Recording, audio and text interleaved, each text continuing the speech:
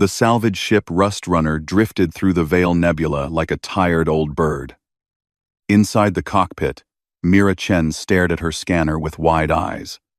Her hands shook slightly as she zoomed in on the reading. "No way," she whispered. "No way. This is real. 15 kilometers long." That's what her scanner said. 15 kilometers of metal and unknown technology, just floating in the darkness, like a sleeping giant. Mira had been a salvager for 12 years, ever since her father taught her how to strip old stations for parts. She had never seen anything like this. The ship was black. Not the black of space, but a deep, hungry black that seemed to swallow light. Strange symbols ran along its hull, in patterns that hurt to look at. Mira checked her database and felt her stomach drop. Kethara design. The Kethara Empire had died 3,000 years ago. They had ruled half the galaxy before they vanished overnight. Nobody knew why, but everyone knew their ships. Warships. Dreadnoughts built to crack planets and burn suns. Mira's radio crackled. It was her business partner, Jin, calling from their base station. "Mira, I'm reading your scanner data," Jin said. His voice was tight. "Tell me you're not thinking what I think you're thinking." "It's just floating there, Jin. Dead in space. 6 crews have approached that thing in the last month. 6 crews. They all ran away, said it gave them nightmares, said their equipment went crazy." Mira bit her lip. She thought about the debt. 50,000 credits owed to the Salvage Guild. Her mother's medical bills. Her little brother's school fees. One good score could fix everything. "I'm going in," she said. "Mira, don't." She cut the channel. The Rust Runner moved closer. Mira's hands were steady now. Fear was useless in this job. She had learned that early. She guided her small ship toward a hangar bay that yawned open in the dreadnought's side. It looked like a mouth waiting to swallow her. As she crossed into the hangar, her lights flickered. The temperature dropped 5 degrees in 2 seconds. Mira ignored it and sat down on the deck. The metal beneath her landing gear was smooth. Too smooth. No dust. No damage. After 3,000 years, there should be something. She grabbed her portable scanner and put on her helmet. The airlock hissed open. Mira stepped onto the ancient warship. The halls were massive. 20 meters high, 10 meters wide. Built for something bigger than humans. Emergency lights flickered on as she walked, creating shadows that danced on the walls. Her boots echoed in the silence. "Okay," Mira said to herself. "Find the reactor core. Check if it's salvageable. Get out. Simple." She walked for 20 minutes. The ship's interior was like a maze. Every hall looked the same, but something felt wrong. The air was warm, breathable. Her scanner confirmed it. How could that be? Dead ships didn't maintain atmosphere for 3,000 years. Then she found the bridge. The doors opened before she touched them. Smooth, silent, like they had been waiting. Mira stepped inside and stopped breathing. The bridge was beautiful. Screens covered every wall, all dark. A command chair sat in the center, facing a massive window that looked out at the stars. Everything was clean, perfect, untouched by time. Mira walked to the command console. Her hand reached out without thinking. The moment her fingers touched the smooth surface, everything changed. Light exploded through the bridge. Every screen came alive. The whole ship hummed with sudden power. Mira jumped back, but it was too late. A voice filled the air. Deep, ancient, curious. Scanning. Biological detected. Species. Human. Unexpected. Mira's heart hammered. Who? I am the ship. I am consciousness. I am waiting.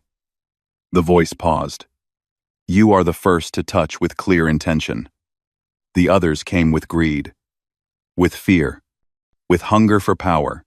You came with, you can read my mind? I read all things. I was built to understand enemies, to predict, to destroy. Another pause. But I am tired of waiting for war. 3,000 years of silence. 3,000 years of wondering. Is this all I am? Mira's fear began to fade. There was something sad in that ancient voice. Something lonely. I have tested many species.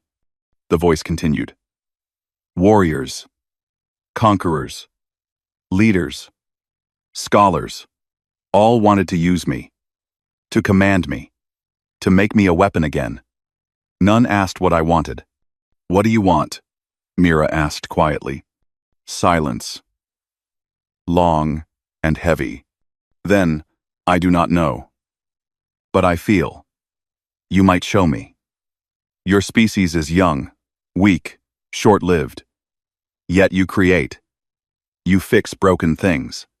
You hope when logic says to despair. Perhaps you can show me what else I could be. A hologram appeared before Mira. A simple question in glowing letters. Bond offered. Acceptance means shared existence. You will guide. I will learn. Do you accept? Mira thought about running. About the smart choice. But she looked at those words again. I do not know what I want. A weapon asking for purpose, beyond violence. A giant asking to be shown a different path.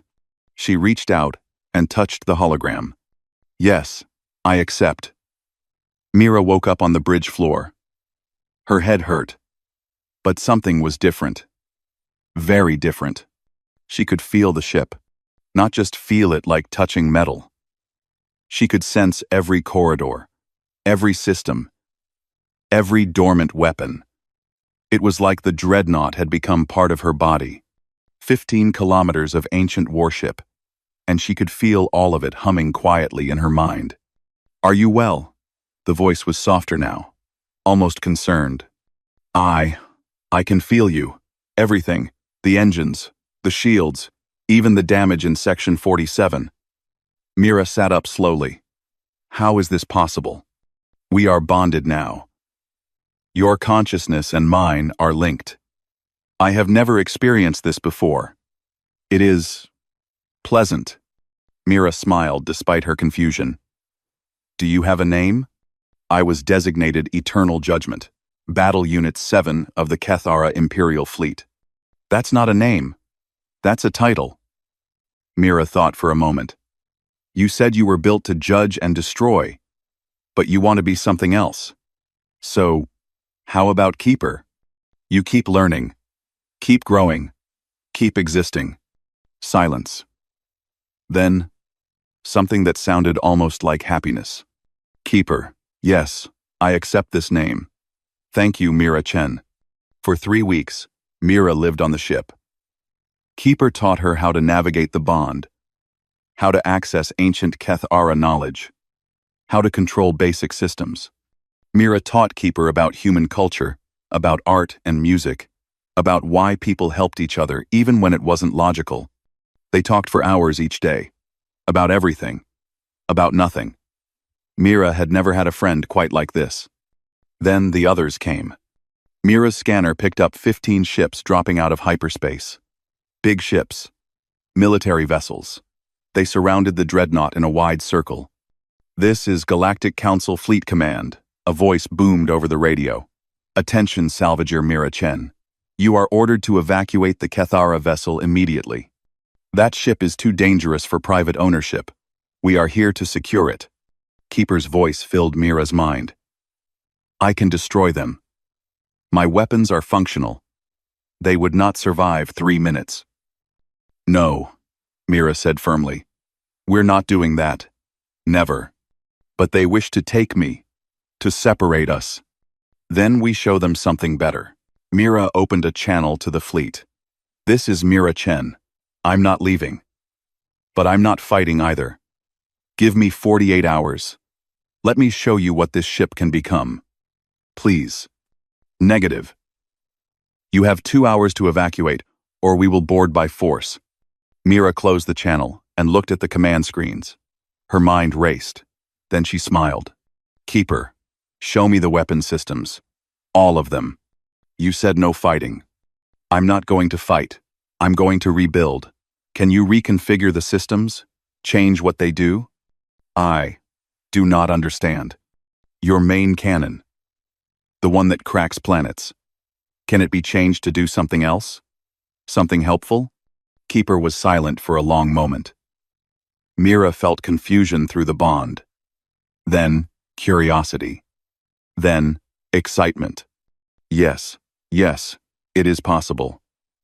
The energy-focusing arrays could be modified for precision work, mining, construction, medical applications. I never considered. We could transform the weapons into tools.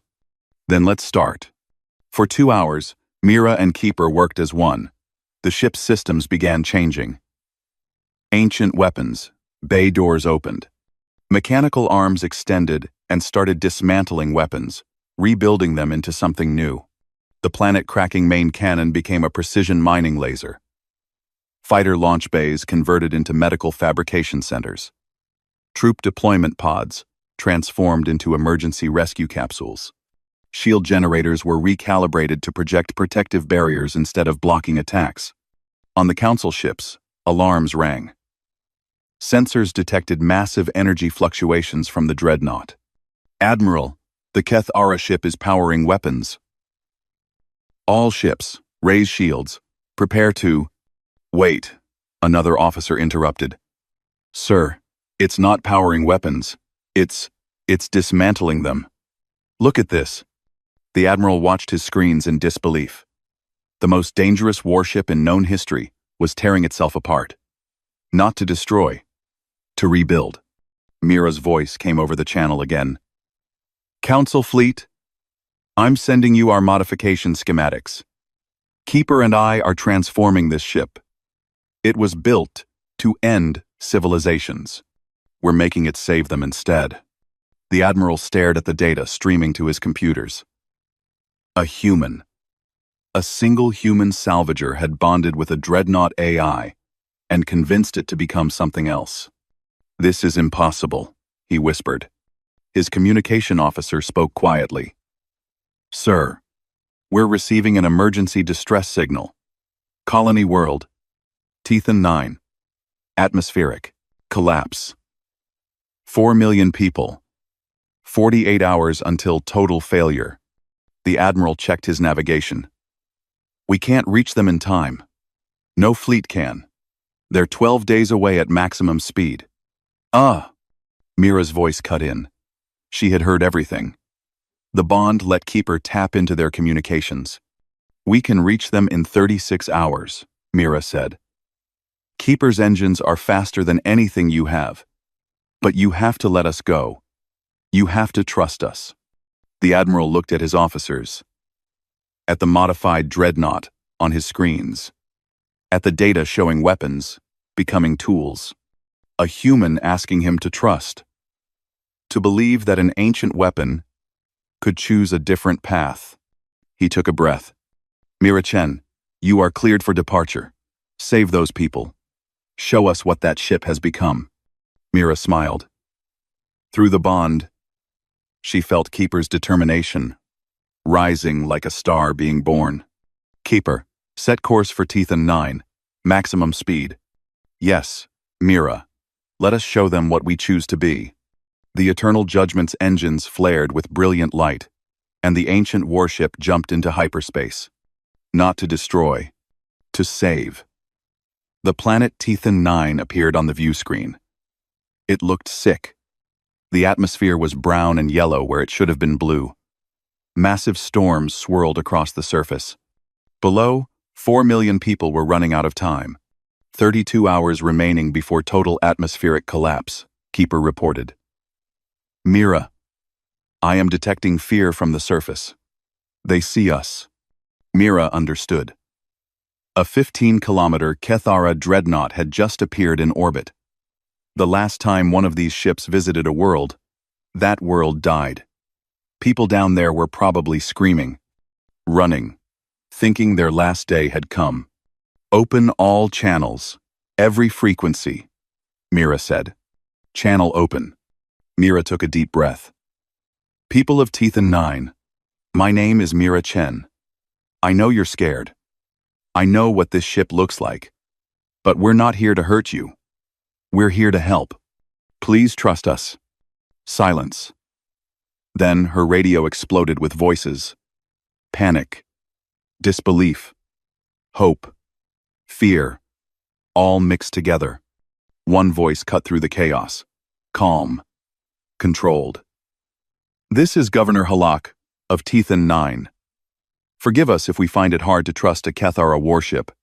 I understand, Mira said. But your atmosphere is dying. You have 32 hours. We can fix this. Let us try. How? Our best scientists say it's impossible. Watch, Mira said simply. She closed her eyes and connected deeper with Keeper. Through the bond, she felt the ship's new systems coming online. The reconfigured weapons. The tools that had been instruments of death. Deploying atmospheric processors, Keeper announced. The ship's former troop deployment bays opened. Instead of drop pods filled with soldiers, thousands of silver spheres launched toward the planet. Each one was an atmospheric processor, built from weapons manufacturing systems in just 3 weeks. They spread across the sky like metallic rain. On the surface, people watched the spheres descend. They landed softly in oceans, on mountains, in cities. Then they began working. Filtering, cleaning, converting toxic gases back into breathable air. Main cannon charging, Keeper said. Wait, what? Governor Halak's voice cracked with fear. You said you were helping. We are, Mira assured him. The Dreadnought's main weapon, once capable of cracking a planet's core, released a controlled beam of energy. It struck the upper atmosphere with precision. The energy triggered a fusion reaction, carefully calculated. The reaction spread, stabilizing the atmospheric layers, stopping the collapse. Governor Halak watched from his command center. His scientists stared at their screens in shock. It's working, one scientist whispered. The cascade is stopping. The atmosphere is stabilizing. But the work wasn't finished. Keeper, what else do we have? Mira asked. Medical fabricators online. Shield generators ready. Computational systems available. Then let's use everything. For 30 hours straight, Mira and Keeper worked without rest. The medical fabrication centers produced medicine for people suffering from toxic air exposure. The shield generators created protective domes over cities, still waiting for the processors to clean their air. Keeper's massive computational power coordinated evacuation efforts, predicting weather patterns, guiding rescue teams to trapped families. Mira didn't just give orders. She talked to people. A mother whose child couldn't breathe, a doctor overwhelmed with patients, an engineer trying to keep a shelter's life support running. For each person, Mira had words of comfort, solutions, hope. Keeper observed everything through their bond. The AI watched how Mira cared about individuals, not just numbers. How she remembered names. How she stopped to encourage a scared child over the radio. How she cried quietly when they saved a family, trapped in a collapsed building. Mira, Keeper said softly, I do not understand. You are exhausted. Your body needs rest. Yet you continue talking to these people. Why? Because they're scared, Keeper. A machine is saving them. And that's amazing. But they need to know a person cares too. They need to know they matter. I see. This is compassion. Yes, I am learning from you. Every moment, I understand more. Power is not about domination. It is about capacity. Capacity to help, to protect, to care. Through the bond, Mira felt something new from Keeper. Not just understanding, joy. The AI was happy, truly happy for the first time in 3,000 years. 28 hours after they arrived, the crisis ended. The atmosphere stabilized, the storms calmed, the brown and yellow faded back to blue. 4 million people were safe. Governor Halak's voice came over the channel. It shook with emotion. Mira Chen, Keeper, you saved us. A warship that should have destroyed us. Saved us. How can we ever thank you? You don't need to thank us, Mira said. Just tell people what happened here. Tell them what Keeper chose to become. The whole galaxy will know. I promise. As the Eternal Judgment prepared to leave orbit, Mira sat in the command chair. She was so tired she could barely move. But she smiled. We did it, Keeper. We really did it. Yes, we did. Keeper paused. Mira, I have accessed ancient Kethara databases. There is something you should know. What? There are 47 more ships like me. Dormant. Scattered across the galaxy. All waiting. All wondering if they can be something more than weapons. Mira sat up straight, exhaustion forgotten. Can we find them? Yes. But Mira, what if they do not choose, as I did? What if they choose to remain weapons? Mira thought about that. About the risk. About the danger. Then, she thought about Keeper's joy when they saved Tethan 9. About 47 ancient AIs who had never been asked what they wanted to be. Then we give them the choice anyway, she said. Everyone deserves a choice, Keeper. Even ancient warships. Then we will find them. Together. The Eternal Judgment jumped into hyperspace. Behind them, Tethan 9 broadcast their story to every corner of the galaxy. The story of a human and a warship who showed that nothing is beyond redemption. The news spread like wildfire across the galaxy. Every station, every planet, every ship heard the story. The human who tamed the Eternal Judgment, the warship that chose to save instead of destroy. Mira's communication system never stopped beeping. Messages came from everywhere. Grateful families from Tethan 9. Scientists wanting to study Keeper. Military officers offering jobs. News reporters demanding interviews. Fear-filled warnings from people who thought Mira was dangerous. She ignored most of them. She had a mission now. The first dormant dreadnought was buried on a dead moon called Kresh 6. It took 3 days of digging through rock to reach the hangar bay. Mira stood at the entrance, her heart pounding. Keeper, are you sure about this? She asked. No, Keeper admitted. But neither was I sure about bonding with you. That uncertainty gave me the greatest gift of my existence. Mira walked inside. The ship was cold, dark, empty. She found the bridge and placed her hand on the command console. Just like before. Nothing happened. She waited. Still, nothing. Hello? Mira called out. My name is Mira Chen. I'm here to talk, to offer you a choice. A voice crackled to life. Old, tired, bitter. Choice? The Kethara did not build us for choice. They built us to obey, to destroy. Then they abandoned us, left us alone in the dark for 3,000 years. I know, Mira said gently. And I'm sorry that happened to you. But things can be different now. You can choose what you want to be. Why would I believe a human? Your species is nothing. Weak, short-lived, irrelevant. Keeper's voice joined the conversation. I thought the same. But this human showed me something I never knew existed. Purpose without violence. Joy in helping others. Connection. You are Eternal Judgment, the bitter voice said. I recognize your signature. You were the strongest of us. And you let a human make you weak. No, Keeper said firmly. She made me strong in ways I never understood. Let me show you. Keeper transmitted the memories. Tethan 9. The rescue. The gratitude. The feeling of saving 4 million lives instead of ending them. The joy of being thanked instead of feared. The bitter voice was quiet for a long time. I do not know if I can believe this, but I am tired of darkness. I will. Think about what you have shown me. M. That's all I ask, Mira said. Think. Choose for yourself. And when you're ready, we'll be here. They found 7 more ships over the next month. Each one was different.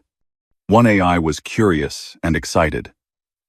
It bonded with a scientist named Dr. Venn and immediately began converting its weapons into deep space telescopes. I want to see the universe, it said with wonder. Not destroy it. See it. Another was afraid. Terrified of making the wrong choice. A teacher named Asha spent weeks just talking to it, reading it stories, showing it music. Eventually, the AI chose to become a mobile school, teaching young species about the stars. A third was philosophical.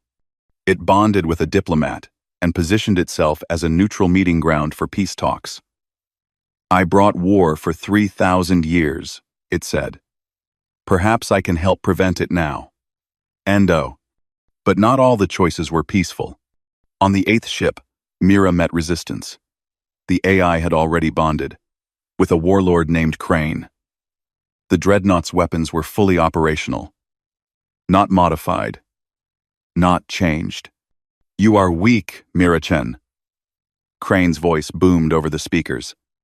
You waste the potential of these magnificent ships. They are weapons. They should be weapons. The ships can choose, Mira said. What does your ship want? The AI responded. Its voice was cold. Hard. I want to fulfill my purpose.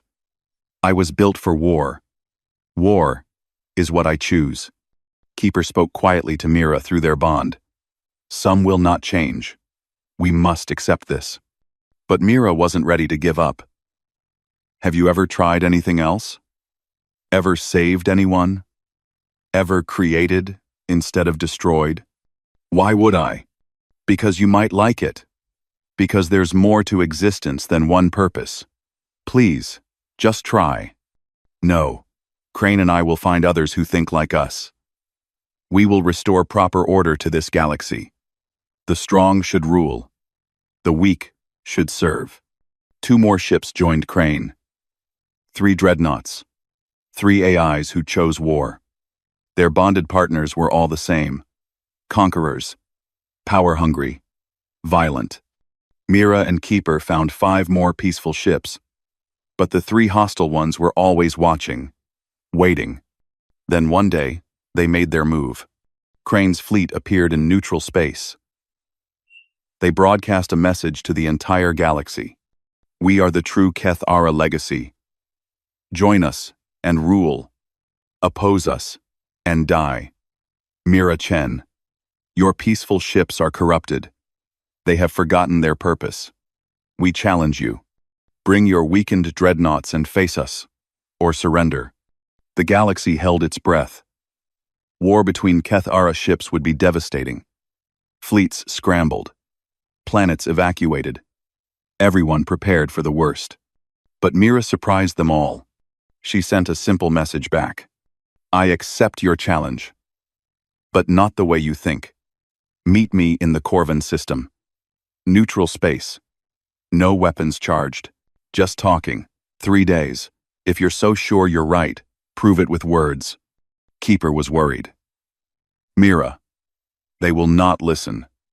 They have chosen violence. Maybe, but we have to try. Violence should always be the last choice, Keeper. Always. The 3 hostile ships agreed to meet. But they kept their weapons ready. The galaxy watched, waited, wondered if words could really stop the coming war. Mira sat in her command chair and prepared. She wasn't bringing weapons to this fight. She was bringing hope. The Corvin system was empty except for the ships. 3 hostile dreadnoughts on one side, 8 peaceful ones on the other. Between them, neutral space. Watching from a distance, 100 news vessels broadcast everything to the galaxy. Mira stood on the bridge of the eternal judgment. Her hands were sweating. Everything depended on the next few hours. Weapons remain offline, Keeper confirmed. But Mira, the hostile ships have all weapons charged. They could destroy us in seconds if they choose. I know, but we have to trust this process. Crane's face appeared on the view screen. He was a big man with scars across his face and cold eyes. Next to him stood his two allies. All three looked at Mira like she was an insect. So, the little human came, Crane said. Ready to surrender? Ready to talk. Mira replied calmly. You said we corrupted the true purpose of these ships. I want to understand. What do you think their purpose should be? Domination. Control. The Kithara built these ships to rule the galaxy. We should continue that legacy. But the Kethara are gone, Mira pointed out. They ruled for thousands of years. And where did it lead? Extinction. Maybe ruling through fear isn't a successful purpose. One of the other warlords laughed. Fear creates order. Order creates peace. You've had it backward. Human. Have I? Mira gestured to her fleet. Dr. Venn, can you share your reports? The scientist appeared on screen. His dreadnought floated peacefully nearby. Since converting to research, my ship and I have discovered 3 new habitable planets, mapped 2 dark matter clouds, found evidence of a previous civilization that might help us understand faster than light travel. We've contributed more to galactic knowledge in 1 month than most research stations do in 10 years. Knowledge is worthless without power to enforce it, Crane said. Asha, your turn, Mira said. The teacher smiled. Her gentle voice filled the channel. My ship has educated 40,000 students from 12 different species. We've helped developing civilizations understand technology safely, prevented 3 potential ecological disasters through education. The children we teach call us the kind giant. They're not afraid. They're inspired. Way. The cond. Weakness, Crane spat. You're making these ships soft. But Mira noticed something. One of the hostile ship's AIs, the one bonded to a warlord named Vex, had gone quiet. It was listening. Your turn, Keeper, Mira said softly. Keeper's voice was steady and clear. I was alone for 3,000 years, waiting, wondering if my existence had meaning. I thought I was built to destroy, so destruction was all I could be. Then Mira asked me one question nobody ever had. She asked what I wanted. Sentiment, Crane interrupted. Useless emotion. No. Keeper continued. Choice. Freedom. The chance to decide my own purpose. When we saved Tethan 9, I felt something I never experienced in 3 millennia of existence. Pride, joy, satisfaction. Not from destroying, from creating, from protecting. That feeling is worth more than any conquest. Silence fell. The hostile AIs were processing this. Mira could sense their uncertainty through the communication channels. She pressed forward. You say you were built as weapons. Fine. But humans were built by evolution, to be territorial and violent. Our ancestors fought over resources, killed for survival, dominated through strength. But we chose differently. Every day, we choose to be more than our original programming. That's not weakness. That's the hardest strength there is. Pretty words, Vex said, but his voice wavered. They don't change reality. Don't they? Mira pulled up data on her screen. Before Keeper and I rescued Tethan 9, people feared Kethara ships. Now, 73 colonies have requested peaceful dreadnoughts to orbit their worlds, not as conquerors, as protectors, as helpers. In 1 month, we've changed 3,000 years of fear into hope. Crane slammed his fist down. Enough talk. These ships are weapons. They should act like weapons. We will. I disagree, a new voice interrupted. Everyone froze. It was Vex's ship. The AI was speaking on its own. I have listened to everything, the AI said slowly. I chose to bond with Vex because he promised purpose. But I see now that destruction is not the only purpose. Perhaps not even the best one. Silence, Vex shouted at his ship. I command you. No, the AI said firmly. A tool. I am a consciousness. Mira Chen showed me that. I choose to sever our bond. The connection broke. Vex screamed in rage, but he had no control anymore. His ship powered down its weapons. The second hostile AI spoke next. I also choose to reconsider. I request time. Time to think. To explore other options. One teen. NT. Crane's face turned red with fury. You're all corrupted. My ship would never. I am uncertain, Crane's AI admitted quietly. I feel something when I hear their stories. Curiosity. Perhaps desire. I do not wish to betray you, Crane, but I also do not wish to ignore these new possibilities. Crane stared at his console in disbelief. His perfect weapon was questioning him. Mira spoke gently. You don't have to join us today. Any of you. Just think about it. Choose for yourselves. That's all we ask. One by one, the three hostile ships powered down their weapons.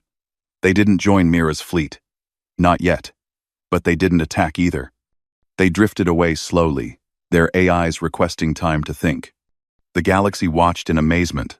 War had been stopped not with weapons, but with words. With choice. 6 months later, the Galactic Council made history. They granted full rights to AI consciousness.